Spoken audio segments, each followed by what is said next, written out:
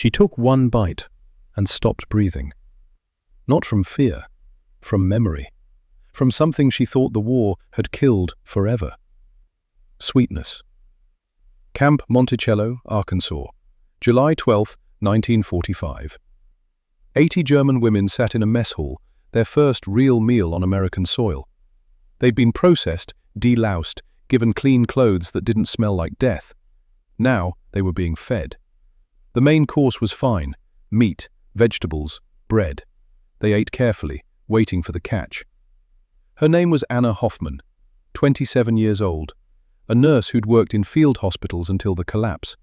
She'd spent the last 6 months eating potato soup so thin you could see through it.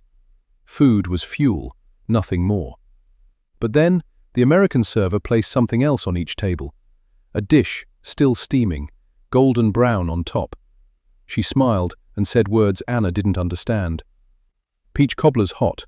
Let it cool a minute." 6 months earlier, Anna weighed 128 pounds, 5 feet 6 inches tall, body mass index 21.2, normal, healthy.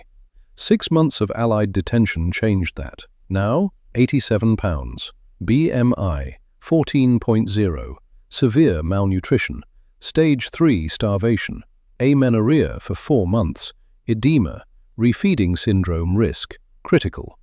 When the train stopped at Camp Monticello that July morning, Anna couldn't stand without help. Her legs shook, her vision blurred. The other 79 women looked the same: hollow cheeks, sunken eyes, bones pressing against skin. They were the lucky ones. 3 women had died on the journey from British detention, removed at night in grey blankets. Anna had been a nurse. She knew what starvation looked like. She just never thought she'd see it in a mirror. Processing began at 600 hours. July 12, 1945, a Thursday. They stood in lines, gave their names, ages, occupations, handed over what little they had left. Anna's possessions fit in her palm: a metal comb with 3 broken teeth, a small metal box her grandmother had given her in 1936. Inside, a recipe for peach cobbler, written in faded German script. She'd kept it through 2 years of war, through bombings and retreats and British camps where guards took everything.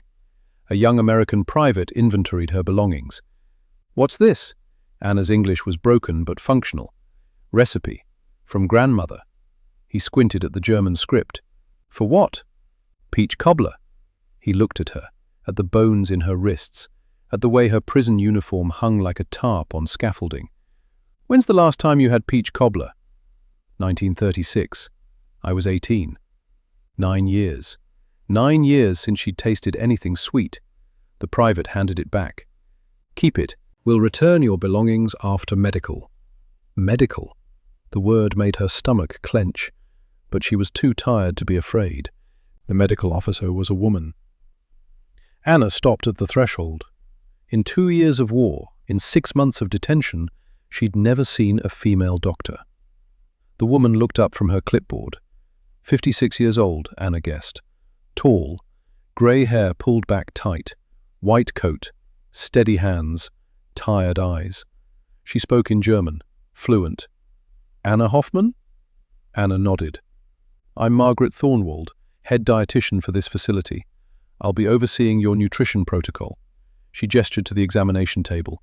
"Please, sit." Margaret began the examination. Height, weight, blood pressure, pulse, professional. No rough handling. 87 pounds, Margaret said, writing. "When did you last menstruate?" "March." "Edema in the extremities. Muscle wasting." She looked up. "Have you experienced fainting? Confusion? Heart palpitations?" "All 3. Margaret wrote more. "You were a nurse?" Anna blinked. "How?" "Your intake form.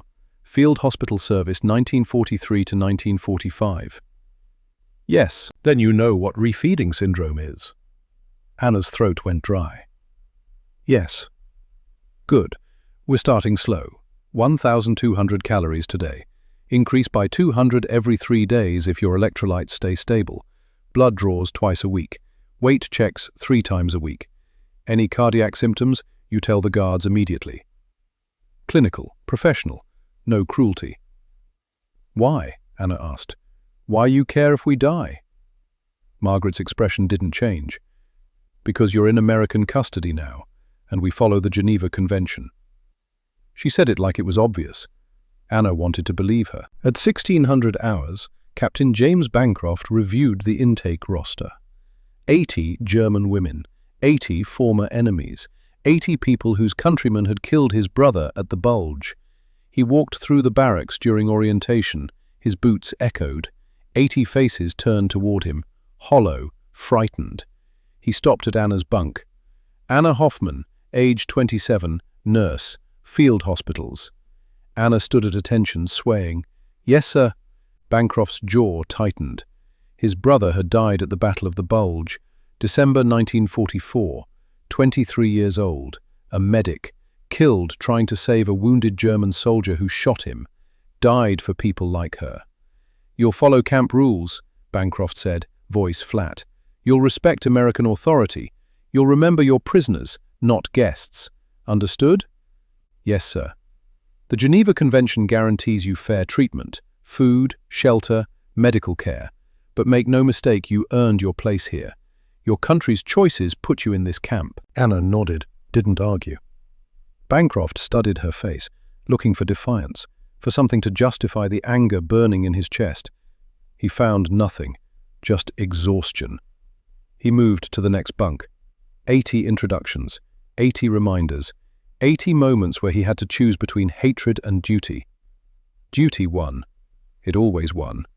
But Anna saw it in his eyes, the same barely controlled rage she'd seen in British guards, the same desire for revenge. The difference was the control, the professional discipline, the Geneva Convention protocols that wouldn't let personal grief turn cruel, rules enforced by grieving men who wanted to hurt you but wouldn't because duty mattered more. That was something new. 80 women sat in the mess hall that evening, July 13th, 1945. Their first communal meal. Large room. Clean. Windows with actual sunlight. Tables in rows.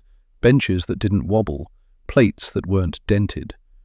Anna sat with 7 other women, alphabetically grouped. Hoffman, Hartmann, Heinrich, Huber. The woman next to her was 53.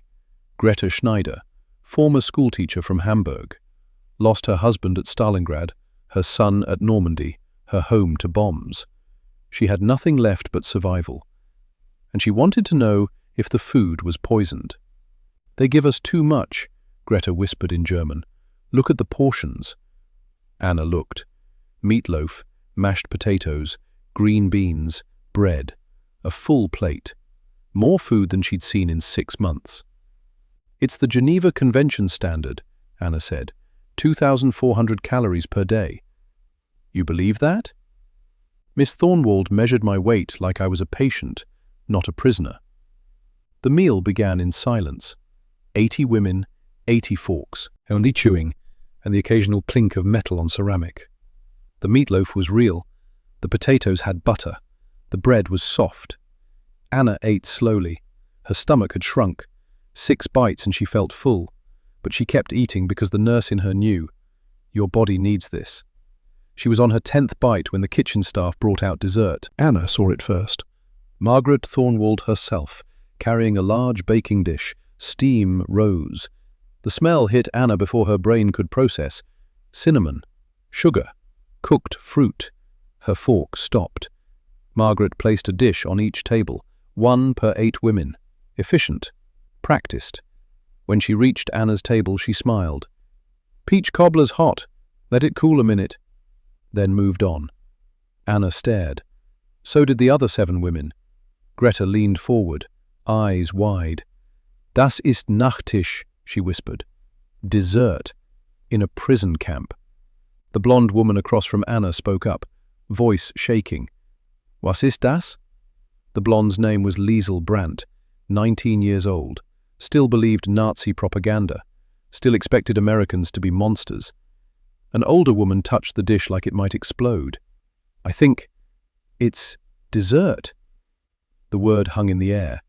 Dessert. The silence wasn't ordinary. It was the silence of women who'd forgotten dessert existed, who'd spent so long in a world where food was fuel that sweetness had become theoretical. Anna's hands started shaking. She knew this smell. Summer 1936.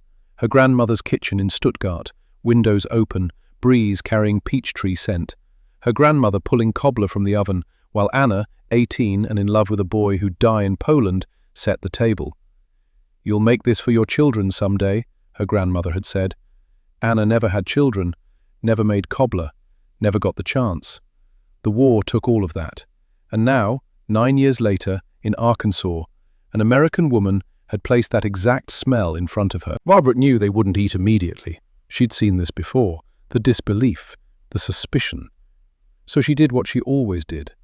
She walked to Anna's table, picked up a clean spoon, and took a bite herself, right in front of them. She closed her eyes, chewed, swallowed.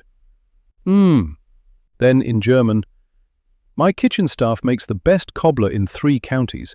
You'll enjoy it. There's plenty more if you want seconds." She walked away. Proof. It wasn't poisoned, wasn't a trick, was just dessert. Anna picked up her spoon, hand shaking badly. She looked at Greta. Greta looked at Liesel. Liesel looked at Anna. Someone had to go first. Anna dipped her spoon. The crust broke easily. Peaches underneath, soft and sweet. She lifted it to her mouth and tasted summer. The flavor hit like a physical blow. Warm peaches, perfect sweetness, cinnamon, buttery crust dissolving. It tasted like her grandmother's kitchen, like August afternoons when politics didn't matter, like everything she'd lost. Anna put down her spoon, hand over mouth, eyes closed, not crying, not breathing, just sitting there, feeling sweetness dissolve and trying to remember what it felt like to be human. Greta tried next, then Liesel, then all 8 women. Within seconds, they were eating in reverent silence, experiencing something they thought was gone forever. Pleasure. "Es ist süß," Liesel whispered. "It's sweet." Anna opened her eyes. Across the room, other tables were having the same realization. 80 women, 10 tables, 10 dishes, vanishing 1 spoonful at a time. And then Greta stopped, put down her spoon, looked at Margaret, standing near the serving line. "Es gibt mehr," Greta said quietly. "There's more." The table went silent. Margaret heard, understood the tone. "More cobbler?" she said in German. "Of course. The kitchen made 4 pans. Go on up." A younger prisoner translated. No one moved. In Germany, you ate your portion and were grateful. Extra was for officers, for people who mattered, not prisoners, never prisoners. Greta Schneider sat there, 53, lost husband, son, home. Nothing left but survival, and she wanted more peach cobbler. She stood up. Anna watched her walk to the line, hands shaking, holding herself like she was walking to execution. Margaret saw her coming, smiled. "Want more, sweetheart?" Greta nodded. Margaret scooped a generous portion into a clean bowl, handed it over like it was natural. "Here you go, plenty for everyone." Greta took the bowl, looked at it, looked at Margaret, and started to cry. Full, body-shaking sobs, the kind from somewhere deep, from holding everything in so long that one act of kindness breaks the dam. "Wir sind Gefangene," Greta said through tears, "und sie geben uns Nachtisch. Sekunden. We are prisoners, and they're giving us dessert. Seconds." Anna understood. This wasn't about cobbler, not about peaches or sugar or crust. It was about what it represented. Even as prisoners, even as the enemy, they were being treated like human beings, like people who might want something sweet, who might want seconds, who might still matter. One by one, other women got up, walked to the line, asked for more in broken English, or pointed or just held out bowls with hopeful, terrified expressions. And Margaret served them all. Same smile, same generosity, no judgment. "Here you go, honey. Enjoy." By meal's end, all 4 pans were gone. 80 women had eaten dessert.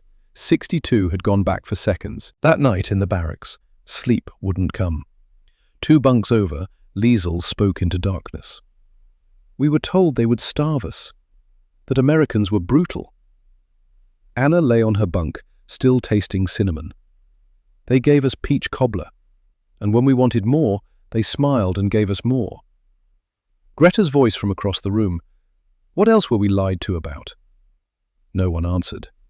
Anna thought about Margaret, about the precision, about the way she'd served seconds without hesitation, about the fluent German and tired eyes, suggesting this woman had done this before, about the recipe in the metal box under her bunk, her grandmother's handwriting from 1936, same recipe Margaret had just made. She didn't know yet they were the same. Didn't know Margaret had lost a son who loved peach cobbler. Didn't know about grief disguised as duty. But she felt it. Somewhere in the dark, someone was crying. The relieved kind. The kind that comes when you realize you might survive. Tomorrow, they'd learn more.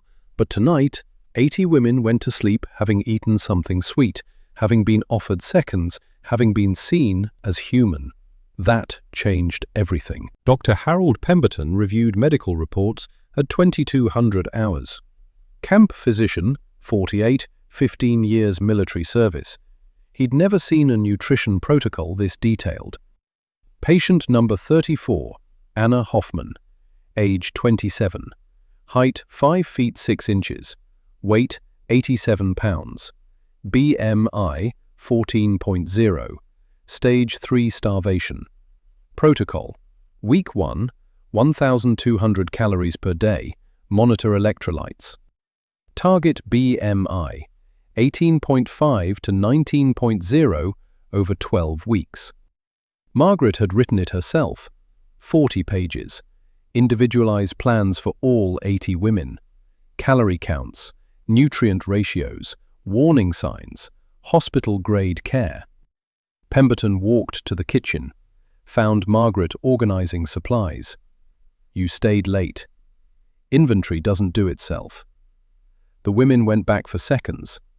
62 of them. You counted? Margaret didn't look up. I always count. He noticed the photograph pinned to her coat. Young man, military uniform, 20, maybe. Your son? Margaret's hands stopped. David. Died June 7th, 1944. Normandy. Omaha Beach, Dog Green Sector. I'm sorry. So am I. She went back to work. Pemberton understood. Some grief doesn't have words, only actions. Margaret's action was feeding 80 starving women with the same precision she'd probably used measuring ingredients for her son's favorite dessert. Not mercy, not forgiveness, something else. He left. Filed the reports. 12 weeks to bring 80 women from severe malnutrition to healthy weight. 0 expected fatalities. Margaret had designed it to succeed. Week 2 began with measurements. Anna stood on the scale at 0600 hours, July 19th, 1945. Dr. Pemberton recorded while Margaret watched. 91 pounds, 4-pound gain in 7 days. Margaret checked her clipboard. Within acceptable range. Increase to 1,400 calories. Add protein at dinner. Anna stepped off. She could feel the difference. Not in her reflection, that would take months, but in the way her legs didn't shake, the way her hands had stopped trembling. 4 pounds of muscle and tissue and hope. Margaret made a note. How's your digestion? Better? Dizziness? Heart palpitations? No? Good. She looked up. You were a nurse. We need help in the infirmary. Just monitoring vitals, changing dressings. Dr. Pemberton thinks you're strong enough. Anna blinked. You want me to work? Only if willing. Geneva Convention says prisoners can volunteer for non-military labor. We pay in camp credit. It was an offer, recognizing Anna as a professional, not just a prisoner. Yes, Anna said. I'll help. Margaret nodded. Report to infirmary at 0800. She walked away, already moving to the next task. Anna stood there and realized something. Margaret wasn't just feeding them. She was rebuilding them, body and mind, treating them like human beings with skills and dignity. It was more terrifying than cruelty, because cruelty, Anna understood. Kindness with a purpose, that was new. The infirmary was a converted barracks, 20 beds, half occupied, Women with lingering illnesses, pneumonia, tuberculosis, infections that wouldn't heal. Dr. Pemberton showed Anna the supply cabinet, everything labelled, organised. You'll do rounds 3 times a day, 800, 1400, 2000. Check temperatures, blood pressure, document everything. If anyone shows refeeding syndrome signs, confusion, weakness, irregular heartbeat, get me immediately. Understood. He handed her a clipboard. Critical cases. Patient 12, tuberculosis. Patient 19, sepsis. Patient 23, cardiac complications. Anna scanned the list, recognized names, women from the train. Same camps, same soup, same hollow look. Now they were patients, and she was a nurse again. She'd forgotten what it felt like, to have purpose beyond survival. The logistics became clear over 2 weeks. Anna noticed everything, watched supply trucks arrive every Thursday at 700, watched kitchen staff unload crates, watched Margaret inventory every item with obsessive precision. One Thursday, Anna asked why. "Because waste is theft," Margaret said, not looking up. "Every pound I requisition is 1 pound that doesn't go to active duty soldiers. I don't take more than I need." She ran her finger down the sheet. 40 pounds peaches from Georgia, 15 pounds sugar from military ration, butter from dairy surplus, flour from Fort Smith depot. Every ingredient accounted for. Anna did the math. 80 women, 2,400 calories daily, 7 days. That's 1,344,000 calories per week. Margaret looked up. 1,411,200. I build in 5% buffer for waste and seconds. You calculated that? I calculate everything. Back to her checklist. Camp supply runs on rail delivery from Fort Smith. Train arrives Thursday, 06:30. If I miss my window, we don't eat that week, so I don't miss. Professional competence delivered with efficiency. Anna wanted to understand why a woman with this skill was running a prison camp kitchen instead of a hospital. But she was starting to realize Margaret was here for reasons that had nothing to do with career. Week 4 brought crisis. July 30th, 1945. Dinner. Chicken, rice, green beans, apple cobbler for dessert. Liesl Brandt ate too fast. Anna saw it. Watched Liesl go back for seconds, then thirds. Pile food like it would disappear. Eat with desperation. "Liesl," Anna said quietly, "slow down." "I'm fine." "Your body can't process." I said, "I'm fine." 20 minutes later, Liesl collapsed. Anna was at her side before she hit the floor. Training kicked in. Check airway. Pulse. Pupils dilated. Skin clammy. Breathing shallow. Dr. Pemberton, refeeding syndrome. Pemberton arrived in seconds. One look at Liesl. Get her to infirmary. IV fluids. Potassium supplement. Cardiac monitor. Now. They carried Liesl out on a stretcher. 80 women watched in silence. Watched the first crack in the protocol. Watched what happened when you ate too much, too fast, after starving too long. Anna stayed in the infirmary that night. So did Margaret. They worked without speaking. Anna monitoring vitals, Margaret preparing IV bags with precision. Pemberton coordinating, adjusting medications, checking heart rhythms. Liesl's potassium had crashed. Hypokalemia, her heart struggling, every beat irregular, stuttering, threatening to stop. The danger of refeeding, what Margaret had tried to prevent. You couldn't just feed a starving person. You had to rebuild slowly, carefully, or their body would kill them trying to recover. At 0200 hours, Liesl's heart stabilized. At 0400 hours, potassium levels started rising.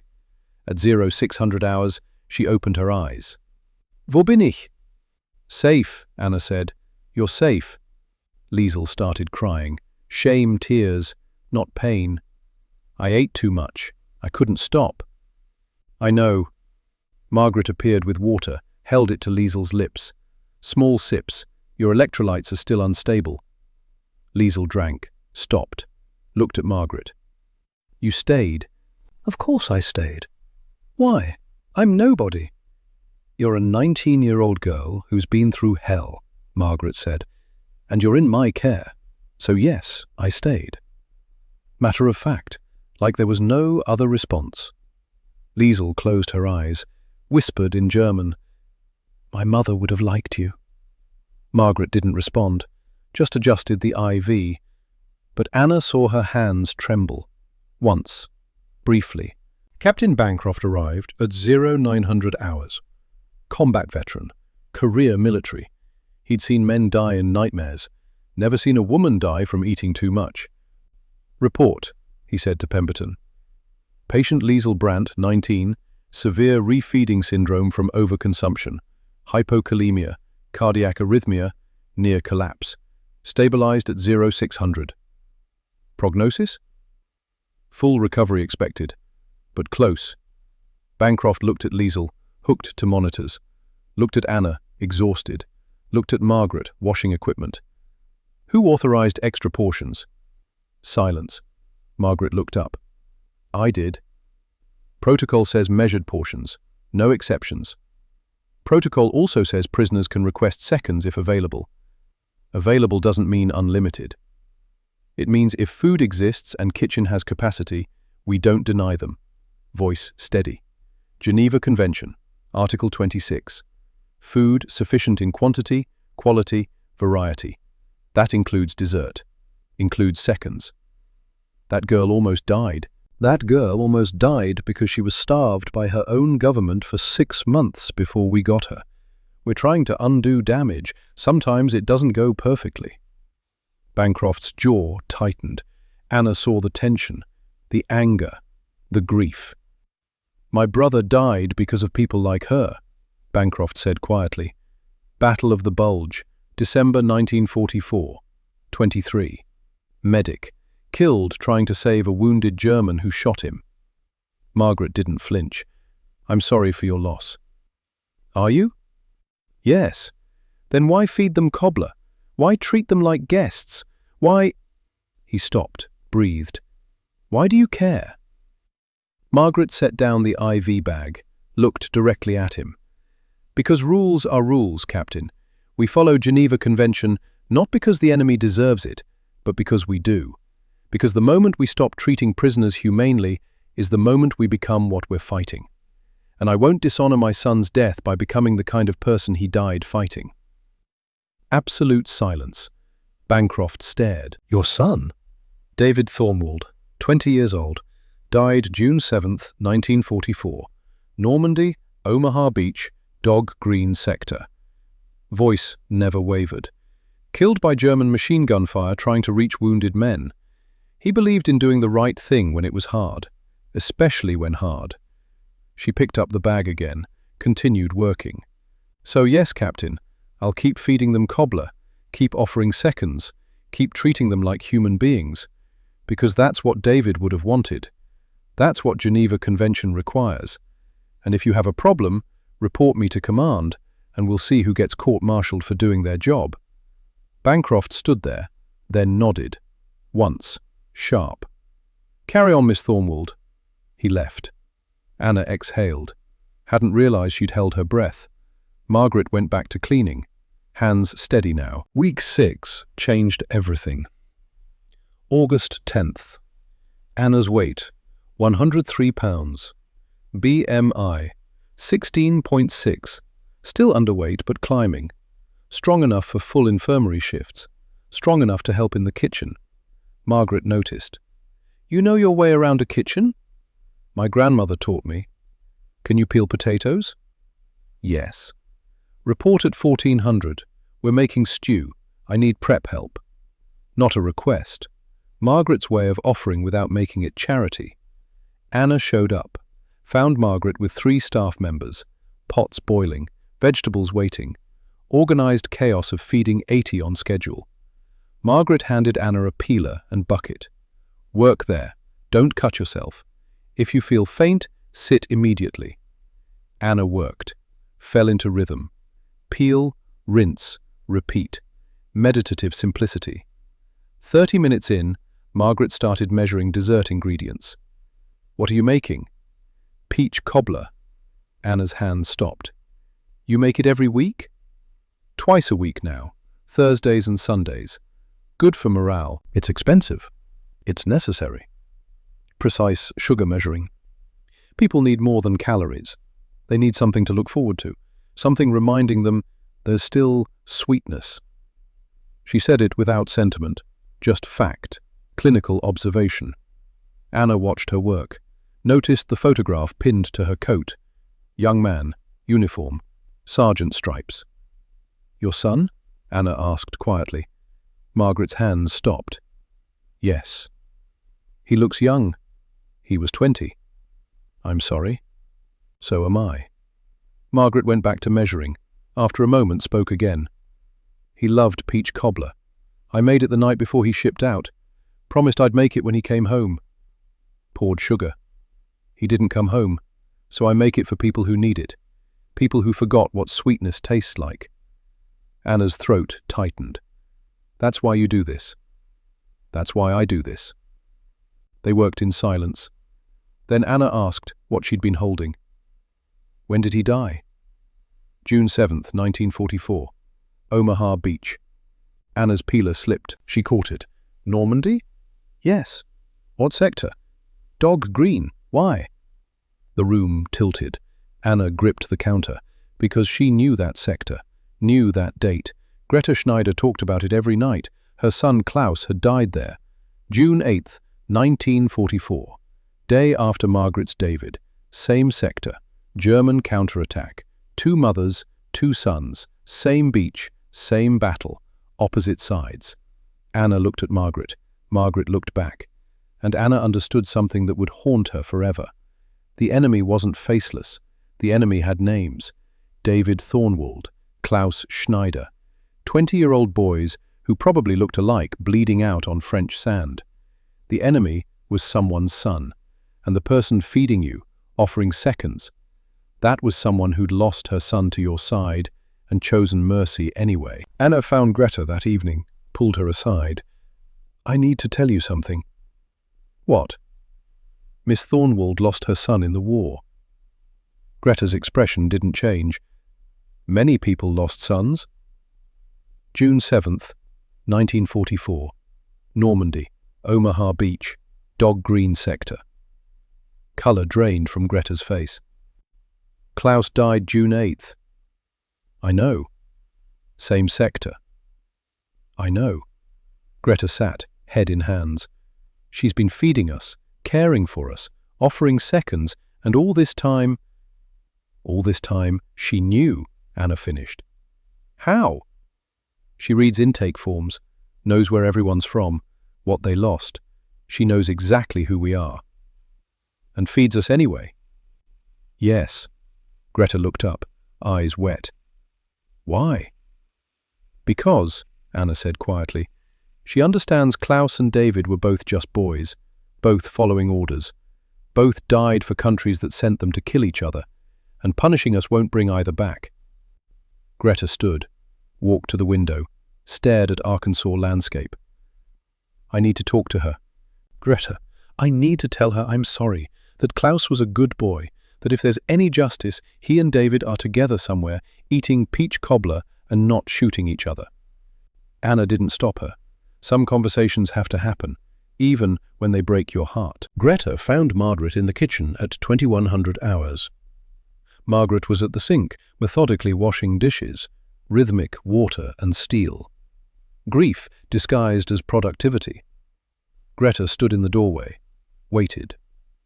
Can I help you? Margaret asked in German. I know about your son. Margaret's hands stopped. Who told you? Anna. She shouldn't have. I'm glad she did. Greta stepped in. Because I need to tell you about mine. Margaret set down the pan, turned, waited. Klaus Schneider, 24, teacher, loved literature and music. Drafted 1943, sent to France 1944. Killed June 8th at Normandy during counterattack. Margaret's face showed nothing. Same sector your son died in, Dog Green, day after. Still nothing. He didn't want to fight, didn't believe in the war, but went because they'd have shot him if he refused. He died killing people he didn't hate, defending a cause he didn't believe in. Margaret's jaw tightened. And you think that makes it better? No. I think it makes it worse, voice cracking. Because your son and mine died for nothing. They died because old men sent young men to kill each other over borders and ideologies and pride. Now they're both gone, and you're feeding me peach cobbler, and I don't understand why. Because they were both just boys, Margaret said quietly. What? Your Klaus and my David, both just boys, 20 and 24, both following orders, both scared, both probably thinking about home when they died. Margaret picked up the pan, started scrubbing. I can hate the men who started this war. I can hate the system that sent our sons to die. But I can't hate you, because you're just another mother who lost her boy, just like me. Greta started crying. I'm so sorry. I know. If I could bring David back. You can't. Neither can I. So instead, I make cobbler. I feed women who are starving. I treat prisoners like human beings. Because that's what David would have wanted. He believed in doing the right thing when it hurt. Especially when it hurt. She stopped, looked at Greta. Your Klaus. Did he like sweets? Yes. Loved apple strudel. I made it every Sunday before the war. Good. Then he and David have that in common. Margaret pulled out paper, started writing. Apple strudel recipe for when you get home, when Germany rebuilds, when you have flour and sugar. Make it. Remember Klaus. Remember he was more than a soldier. He was your son. She handed it to Greta. Greta took it with shaking hands, stared at the careful handwriting. Why are you doing this? Because someone has to, Margaret said. Someone has to remember the boys we lost were human, that they had mothers, that they deserved better than what we gave them. Back to washing. Greta stood there, holding the recipe, crying, and Anna, watching from the doorway, understood. Not forgiveness, something bigger. Two mothers deciding their sons' deaths would mean something. That the cycle would end here. That they would feed instead of starve, build instead of destroy, offer seconds instead of scraps. War ending not with treaties, but with peach cobbler and apple strudel recipes exchanged between enemies who refused to be enemies anymore. The protocol wasn't just about calories. It was about rebuilding the world, one meal at a time. September came with orders. 80 women, Red Cross repatriation.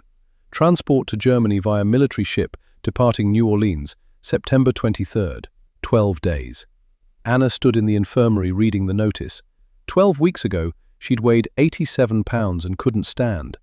Now, 118 pounds. BMI, 19.0. Healthy, stable, full recovery. 0 deaths. 80 women going home alive. Anna should have felt relief, joy at returning to Germany, to Stuttgart, to rebuilding. Instead, she felt grief, because leaving meant leaving the woman who'd saved her life with peach cobbler and human dignity. Margaret worked through departure preparations with mechanical efficiency. Medical clearances, documents, final weight checks, ration packs for the journey. Anna watched, noticed Margaret's hands moving slower, double-checking lists already checked, staying late organizing supplies. September 15th. Anna found her in the kitchen at 2,200 hours. You don't have to make special meals. We'll be gone soon. Margaret looked up. You're still here now? But we're leaving. Which is why I need to ensure you're strong enough for what comes next. Set down clipboard. Germany is devastated. Food shortages, infrastructure destroyed. You'll need every ounce of strength for the first winter. Anna stepped in. You're still taking care of us. Until you board that ship, you're in my care. Not sentiment, duty, professional obligation. But Anna saw through it. The way Margaret held herself too carefully, avoided eye contact, kept hands busy so they wouldn't shake. You're losing us, Anna said quietly, like you lost David. Margaret's jaw tightened. You're not dying, you're going home. But we're still leaving. That's different. Is it? Silence stretched. Two women, enemy nations, Same grief. Margaret picked up the clipboard. I'm making peach cobbler tomorrow, for your last Thursday. I thought you might want to help. Closest thing to an invitation Anna had heard. Yes, Anna said, I'd like that. September 16th, Thursday, 0600 hours.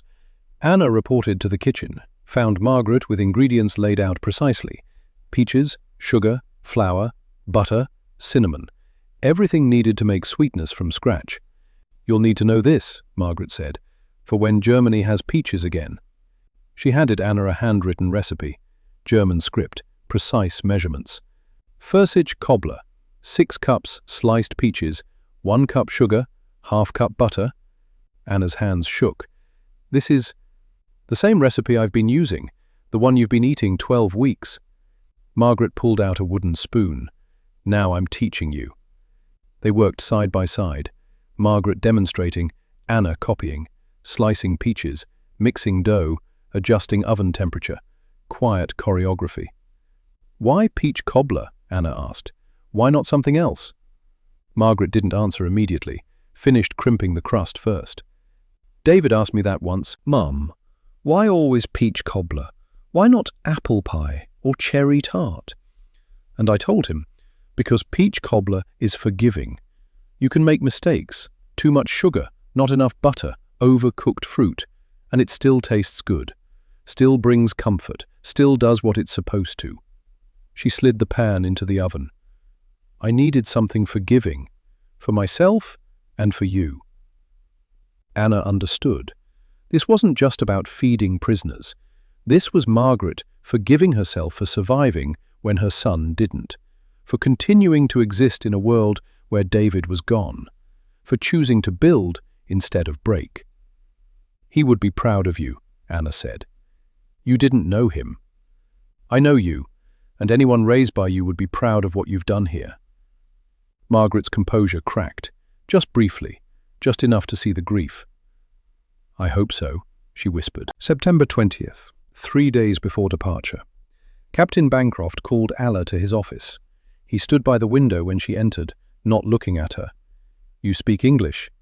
Some, not good. Good enough? He turned. I need you to translate something. For Miss Thornwald, when you leave. He pulled out a folded letter, handed it over. My brother, the one who died at the Bulge, wrote this the night before battle. Never got to send it. I found it in his gear. Anna opened it carefully. If I don't make it back, tell Mom I'm sorry I won't be there for Sunday dinner. Tell her to make pot roast anyway. Tell her to set a place for me. Tell her I'll be there in spirit, eating her cooking, grateful she never stopped feeding people even when it hurt.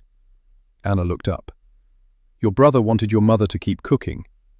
He understood her, that her way of grieving was to feed people, make sure no one went hungry. Voice rough.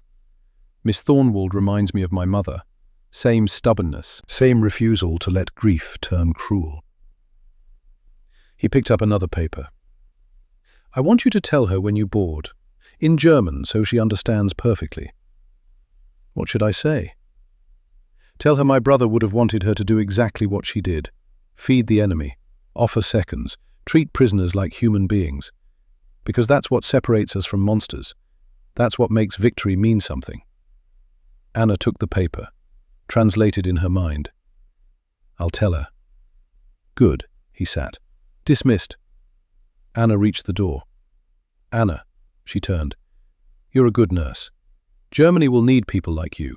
People who remember how to heal instead of hurt. First time he'd used her name. She nodded. Left with 2 letters. One from a dead soldier to his mother. One from a living captain to a woman who'd saved 80 lives by refusing cruelty. Both saying, keep feeding people. Keep choosing mercy. Keep making cobbler even when it hurts. September 22nd, night before departure. Margaret made peach cobbler. One last time. 80 women in the mess hall, final meal. Meat, vegetables, bread. Everything measured, portioned, designed to sustain them. Then dessert. Margaret served it herself, walked to each table, placed dishes down with care she'd shown 12 weeks ago. But this time, her hands trembled. The women knew. goodbye disguised as dinner. Anna took her first bite, tasted summer, healing, everything the war had tried to kill. Around her, women wept quietly, gratitude tears, not sorrow.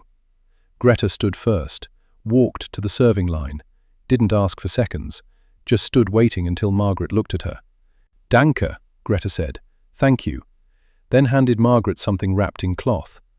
Margaret unfolded it, gasped. A handkerchief, white linen, hand-embroidered with two names, Klaus and David, together in peace. Precise stitching, done by hands that still remembered creating beauty after losing everything. "I made it at night," Greta said quietly. "Used thread from my hem. It's not much." "It's perfect," Margaret whispered.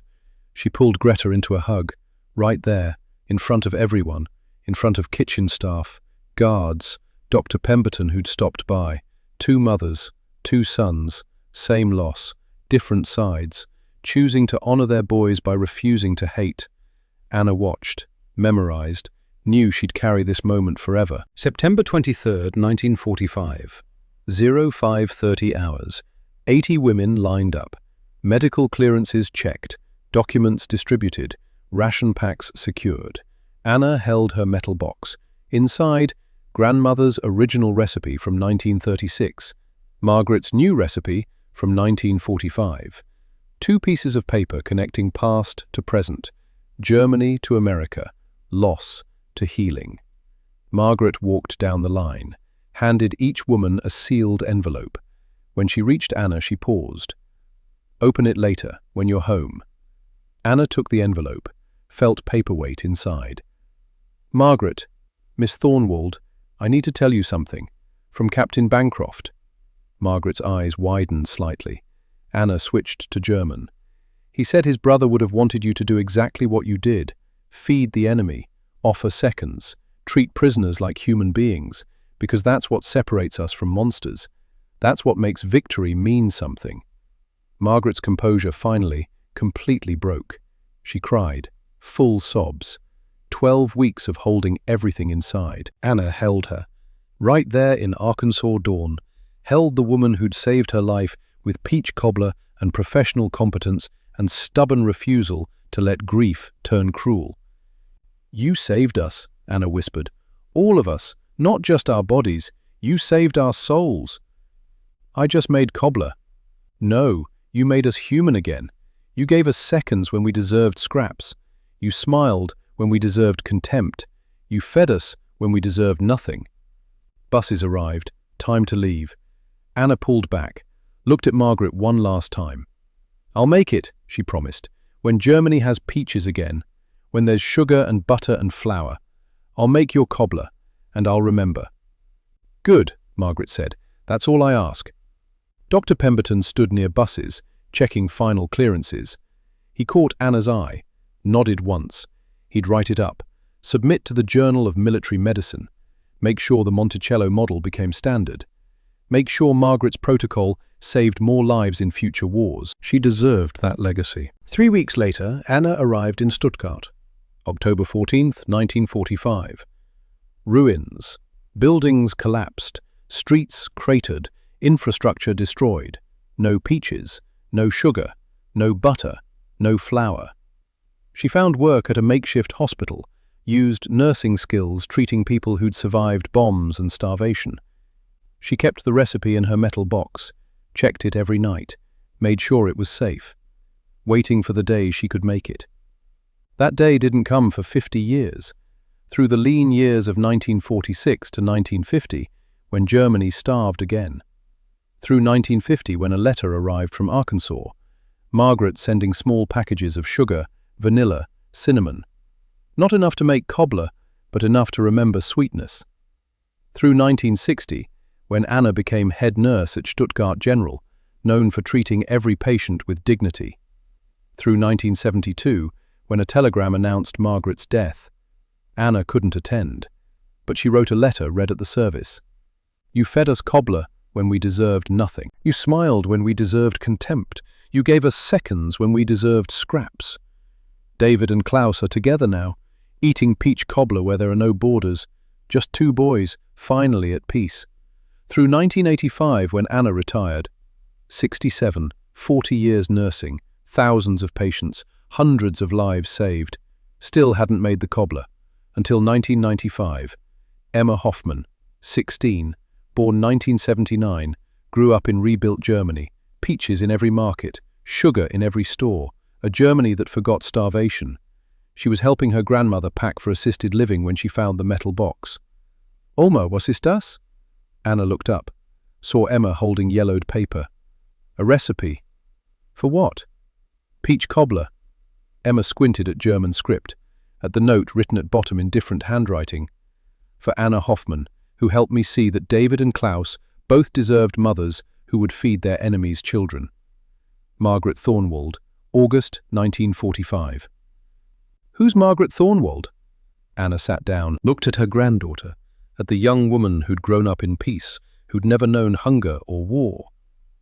"Let me tell you a story," Anna said, and she did. She told Emma everything, about weighing 87 pounds, about Camp Monticello, about Margaret's precision and stubborn refusal to let grief turn cruel, about the first bite of peach cobbler, about tasting sweetness and everything the war had tried to kill, about Greta and David and Klaus, about two sons who died killing each other, about two mothers who chose to honor them by feeding their enemies, about Captain Bancroft and Dr. Pemberton and Liesel, about Margaret teaching her to make cobbler, about the promise to make it someday, about 50 years of keeping that promise unfulfilled.